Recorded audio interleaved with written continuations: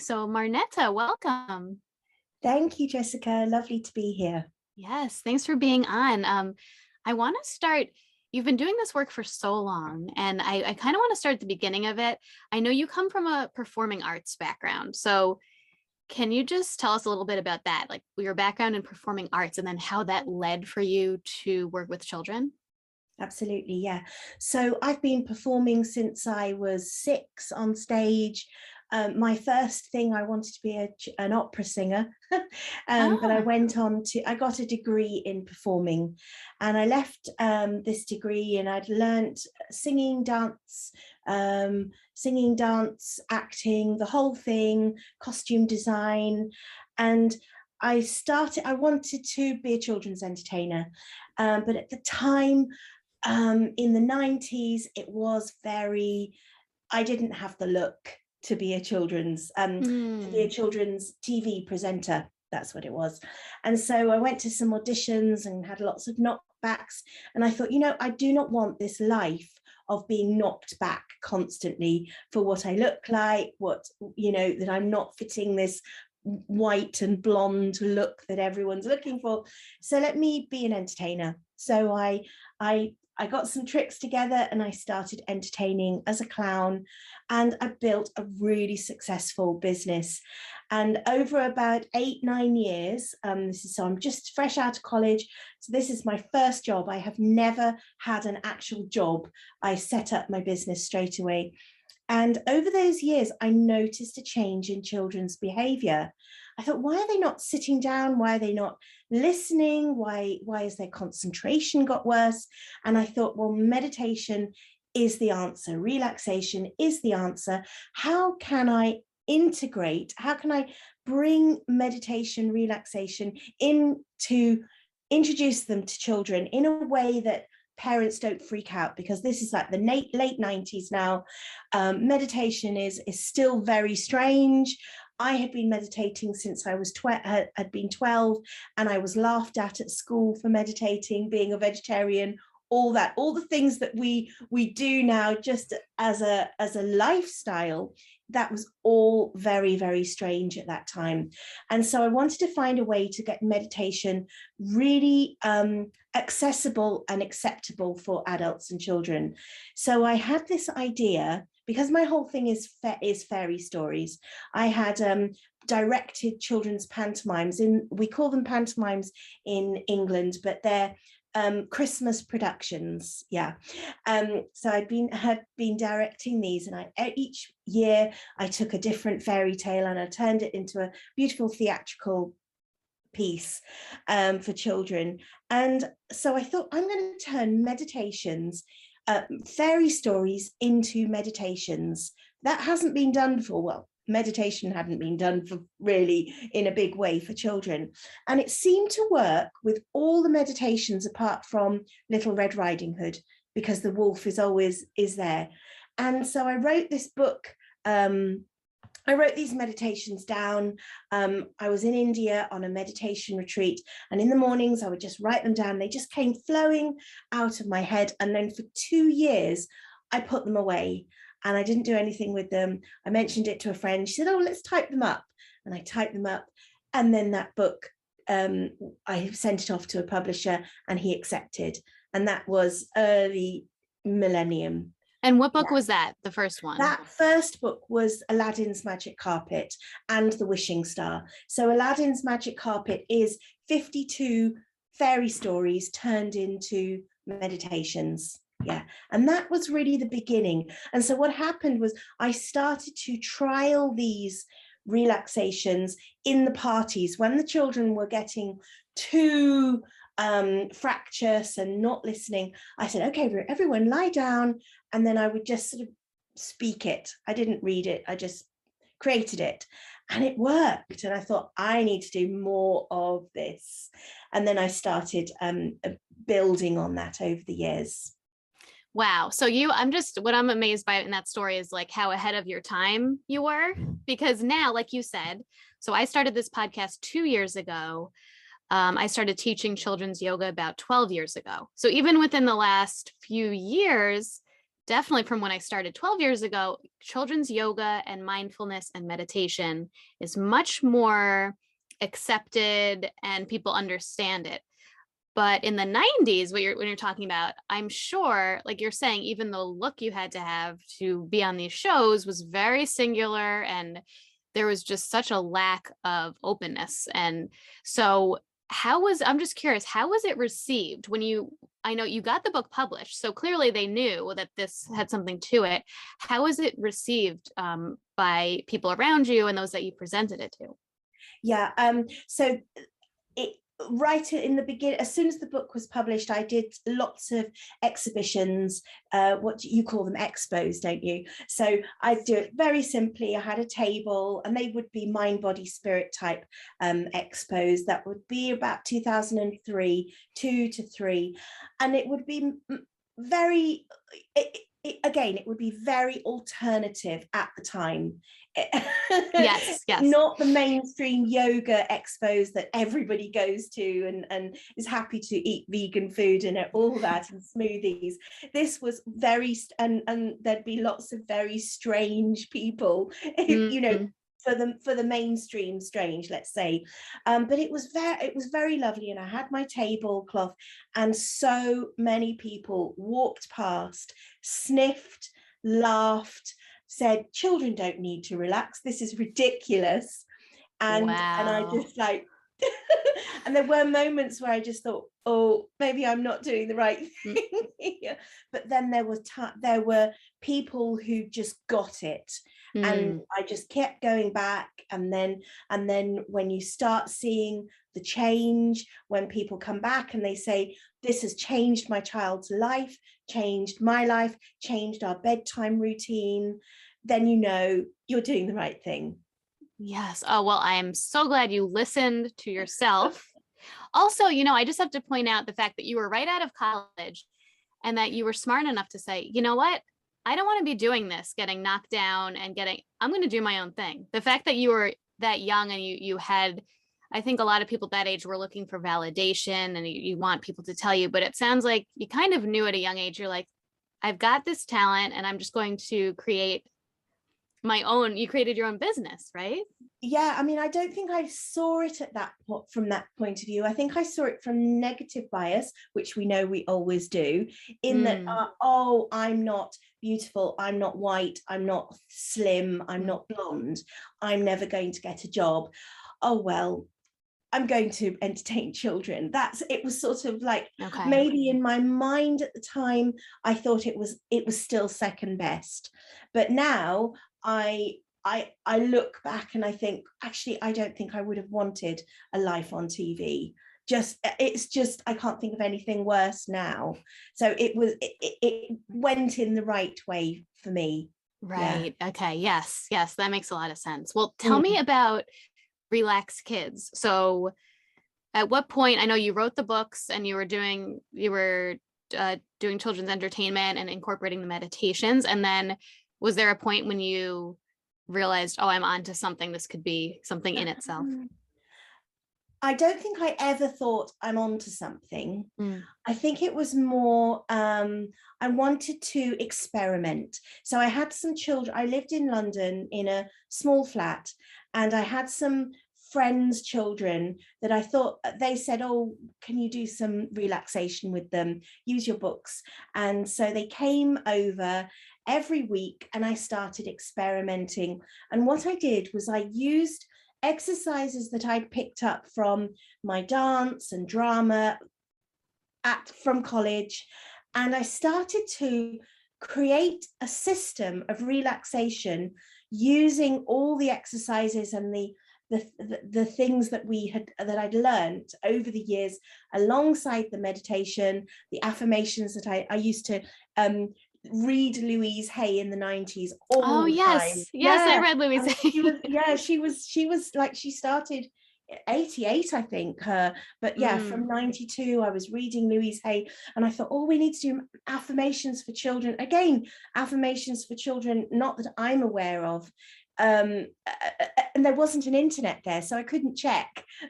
Right, that's true. So I brought this all together, and I created this very unique 7-step system to teaching children to relax, working through the natural energy system.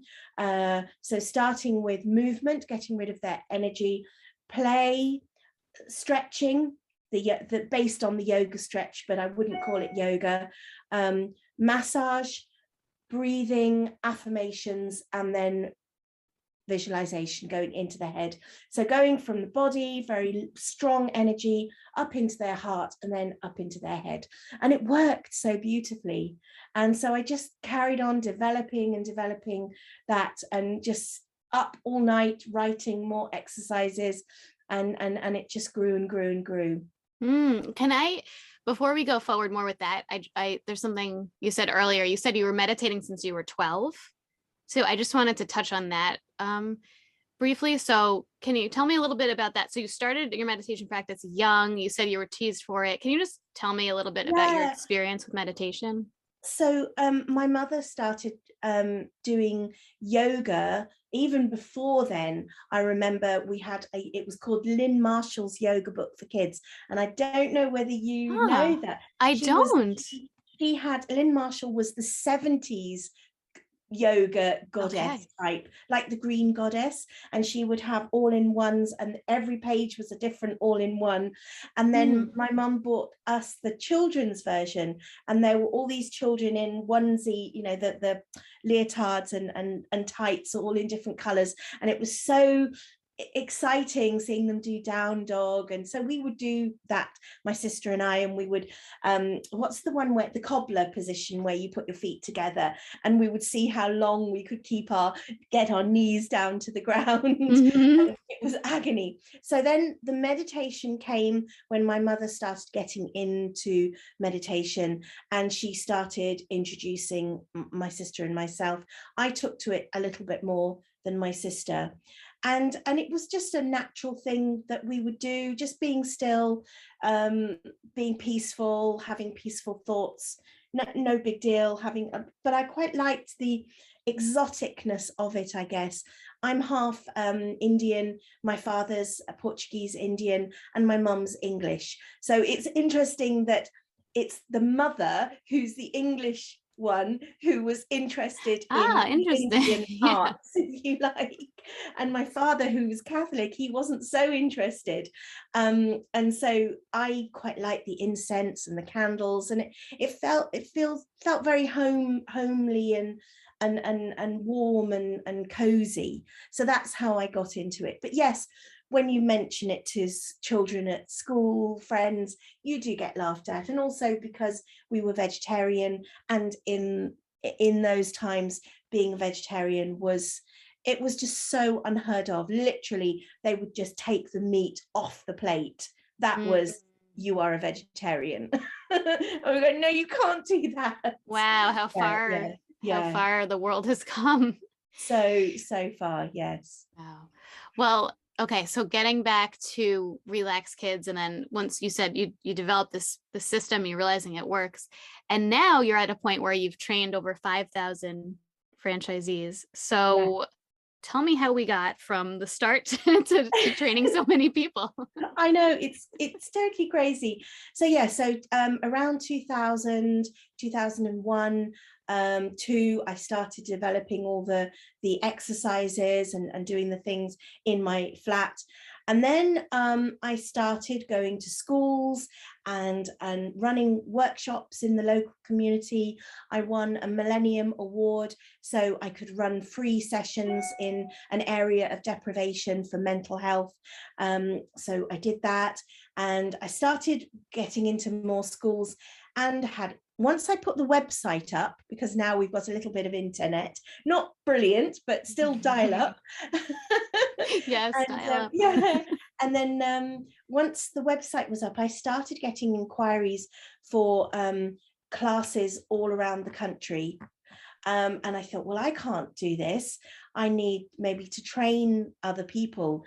And so took me about a year maybe to really get, maybe 2 years to get my training manual ready. And then 2005, I started my first training in February. And how many years ago is that? That's 15, 17 something years ago. And just slowly people started coming, and really word of mouth. I did not do much advertising. Again, going back to those expos, having a leaflet there. People wanted to train, they came and did the training. And then it expanded. People from other countries would come. From Dubai, they'd come for a weekend. We've had from all 50 countries, over 50 Wow. countries. And then of course now online, it can be, COVID took us online. It's Right. something I've wanted to do for many years, but we had to do it. Yeah. Yeah. So I'm curious. So it sounds like what you're describing is very much what a kid's yoga class looks like. For a lot of us teaching kids yoga, right? And it is, you have a yoga background, meditation. You said the movement is yoga inspired. So at the time, did you not call it yoga or label it that because No. people weren't open? What was your I think I didn't call it yoga because I wasn't sure about the implications of, because I wasn't a yoga teacher. I hadn't trained in yoga. I had just had extensive experience in meditation, relaxation, and that side. So I didn't want to get myself into any hot waters, let's say. But yeah. And I think also I've noticed, like at the time, that I didn't see many yoga classes for children. It's something that's definitely developed.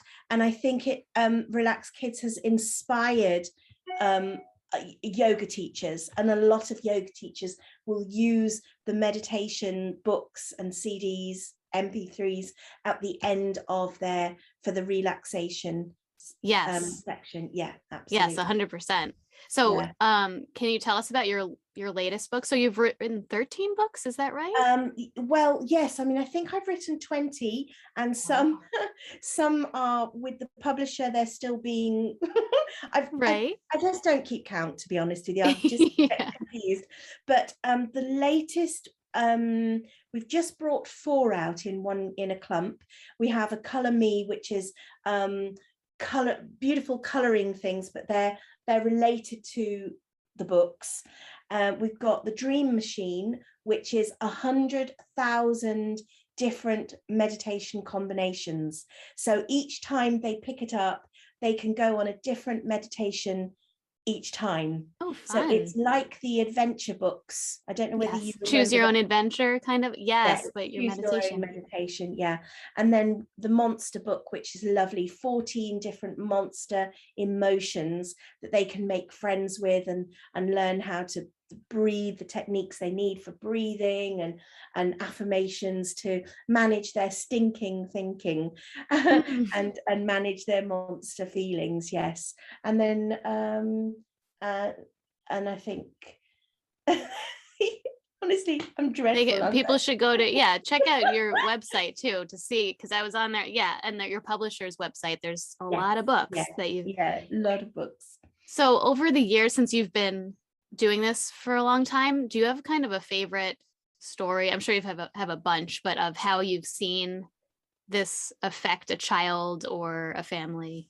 Yeah, I mean, really, truly, so many stories. It's just like I've had like very early on, I think in that first cohort, there was a father came back and he said, honestly, she is a changed child. So just from coming to relaxation classes, we've had children who were a selective mute starting to speak once. Yeah. Wow. And we've had, I really have run out of my mind, but a couple of stories really do stick out. One was around 2004, I think 2004-5. I taught a child, and he was very little, and he came to the class and nobody else turned up. So he was there with his mother. And I thought, well, this could be a write-off class because there's only one child. But let's see. what would you like? And she said, well, what he needs is concentration. He can't concentrate at all. So we worked on that concentration, and they came a couple more times, and that was that. Now, 2 or 3 years ago, I bumped into him in a cafe, and he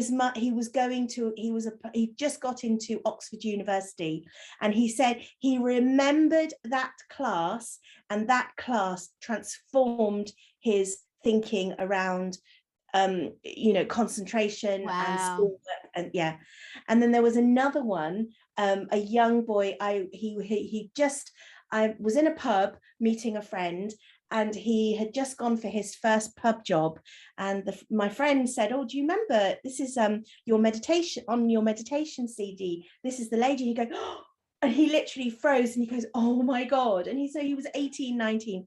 He said, I still do those now. I can remember those exercises, and when I am stressed, I take my mind back there. So these young children are now young adults and beyond. Yeah, so it's really helped a whole generation, maybe 2 generations of children. Yeah. That's Mm. we always talk about is that in this work, it's kind of like planting seeds, and you're not going to see the results right away. I mean, once in a while you'll see something happen in class, but usually it's what you're describing is that down the line it's going to Yeah. come back, and that's what we hope to do. Yeah. So that's so amazing that you've actually seen those full circle moments. Absolutely. And I must tell you this, I always remember this story, and it's so related to what you said. One of the expos I went to, really nothing happened, and I came away feeling, I think I remember selling a pack of my cards. There were mood cards or star cards to this lady who was interested, but I thought, oh well, that was a waste of time, but never mind, all that energy, all the money you spent to go. Years later, and I'm talking 10 years at least later, that lady managed to get funding to book me to train 300 teachers in yeah. Wow. So So it was worth it. it was totally worth it. So you always think, never think any action that we do is not worth it, or it's just it's too small, because just one pack of cards can have such a knock-on effect. Yeah. And Oh there have yeah. been many stories like that over the Yeah. years. Well, I love Mm. these stories. I think this is great for the listeners to hear who are out there doing this work all the time. And it could feel, one kid showed up and I don't know. Yeah. And it could get frustrating, especially since we're kind of doing it on our own. Um, but yes, keeping that in mind that You you just just really do don't not know. know. Yeah, that's what I always say to my coaches. You just do not know the impact that you are having just by planting, as you say, a seed or doing one little action. And that's what the world is made of, lots of good actions. And we just need, especially at this time with what's going on in the world, we just need to keep giving our heart, keep doing what we do what we can do, and do it as well as we can do it. Yeah. Hmm. Well, Yeah. that perfectly leads me to how I normally close, which is with a kids yoga gem. So it's a piece of advice that you would offer to anyone that's working with children. It doesn't even have to be in the yoga capacity, but what would your advice be? Oh, okay. I think so working with children, well, number one, I was going to say, because I thought it was for parents, so I was going to suggest definitely having a calm corner, and a place where children can retreat to and feel really safe. But for parents, for teachers, for anyone working with children, I would honestly say the key is making sure you have your own inner practice. It's just, especially now, because, and I see it with my coaches, sometimes they can get stressed, they get nervous, they get worried, and I just say keep focusing on, because that has such a knock-on effect on the children. So that's why I've just started doing a daily, it's too early for you, it would be in the middle of the night, but 6:30 a.m. every day on Facebook, I do a live now of 20-minute meditation, because I just think this is what the world needs. So if we can do just a little bit for ourselves and for others, that's the key, bringing peace. Yeah. Yes, it all starts with us, right? And remembering that. Yeah, always, always. Thank you so much. I want people to be able to find you, find out about your books and your training. So can you just point everyone in the direction of that? Absolutely. Yeah. Relaxkids.com is the website. And if you go, you can get our 30-page well-being pack with free exercises for anxiety, anger regulation, etc. So you can get that. Facebook is Relax Kids Official, Instagram is relax_kids, and Twitter is Relax Kids. Beautiful. Yes. Thank you so much. It was so wonderful connecting with you. My pleasure. Thank you.